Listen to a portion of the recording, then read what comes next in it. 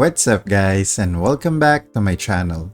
It's been a while since my last post, and I do apologize for that, as it has been a very busy week for me IRL.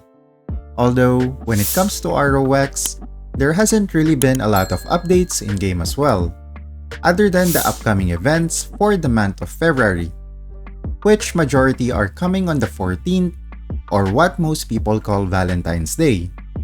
However, on the 7th will also be the start of the ROX tournament of ROX, which is not really for everyone if I'm going to be honest.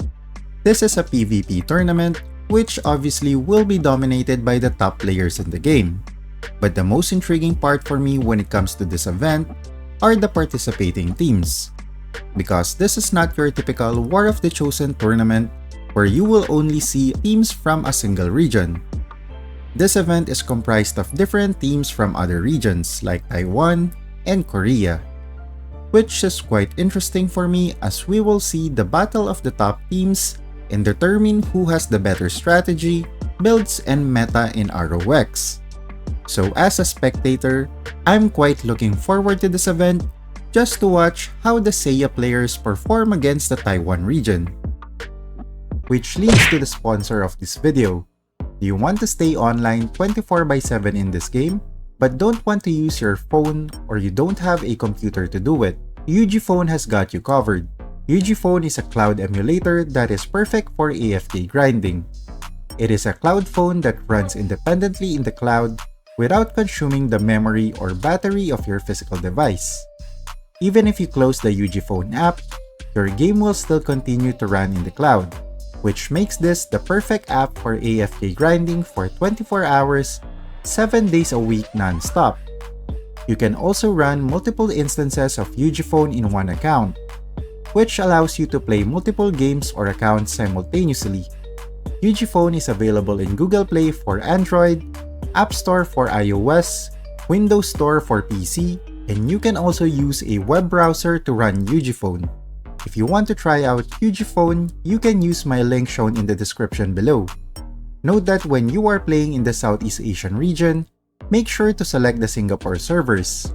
You can also use my invitation code, which gives you an extra 488 diamonds from UgPhone that you can use to extend your time in using the device. 12 diamonds is equal to an hour of an extension, so the 488 diamonds is an additional 40 hours in using the UgPhone cloud device. So thank you guys, and thank you UgPhone for the sponsor. Now let's get back to the video. Moving on to the upcoming events on the 14th, we will be seeing a lot of updated and optimized features in the game, namely the Kingdom Pass, Season System, Pet and Divinity features. To be honest, the only thing that I'm looking forward to in this update is the updated Kingdom Pass. I'm hoping that the rewards will be a lot better than what we have for the past few years. We can say that some of the items in the previous K-Pass are useful, however, majority of the rewards are just wasted in the player's inventory. For the season system, I'm going to be honest, I don't really like this feature, and I don't do the quests and missions as well. Adding this feature in the first place feels like another chore added to my day. I mean, I already have a lot of those in real life, so getting more in a game doesn't really make any sense for me. I know that some players still do this, and that's fine. If you have the time and energy, go for it.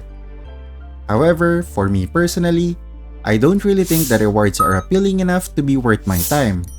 So I'm not really sure what optimizations they can do in order to improve this feature in the game. For the Pet and Divinity features, I'm not really sure what type of optimizations are done for these two. I'll probably just wait and see what changes and modifications the devs have added for these two features. And finally, we are getting a collaboration event on the 14th as well, which is quite interesting. Because if we base this from last year, we had a collaboration event as well, however, it launched on March of 2024. In addition to that, that was not a big collaboration event, like what we usually get for June and December. If I remember it correctly, this was the Larva collaboration. I've seen a lot of posts that this will be the Digimon collaboration event. However, I'm quite skeptical about that because I feel like Digimon will be a part of a bigger collaboration which will probably come on June, during the anniversary, or on December.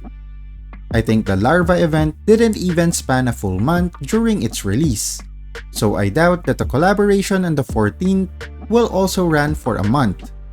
But anyway, that's just my prediction about the upcoming events this month. Another thing that I would like to talk about is the cross-server KVM will now be permanently open. If I am reading and understanding this correctly, the weekly KVM will now be changed to a cross-server format, meaning players will now go against other players in other subservers. Interesting change, although I think this is the result of having or opening too many subservers in the game. A lot of the older subservers have lower population, so there are times when matchmaking or the queue takes a lot longer to find a match. Sometimes, players will also be fighting against the same group over and over again in one KVM session, which leads to a bad or negative player experience. I mean, imagine going up against a group of spenders multiple times in one session. I'm pretty sure that the other team will not have an enjoyable time.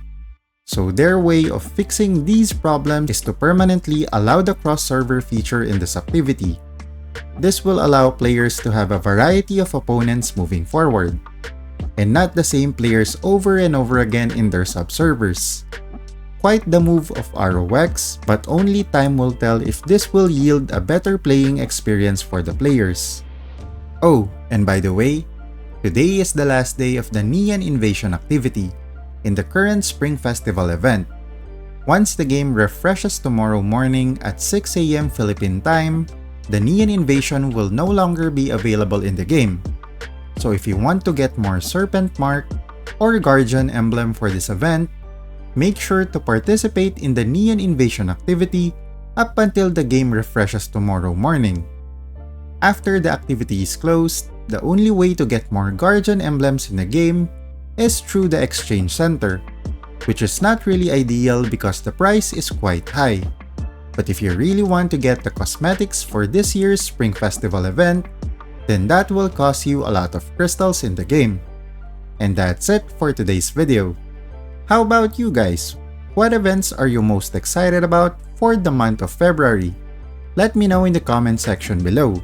If you enjoyed the video, don't forget to leave a like, and if you want to see more ROX content, don't forget to subscribe to the channel. GG! You're a superhero.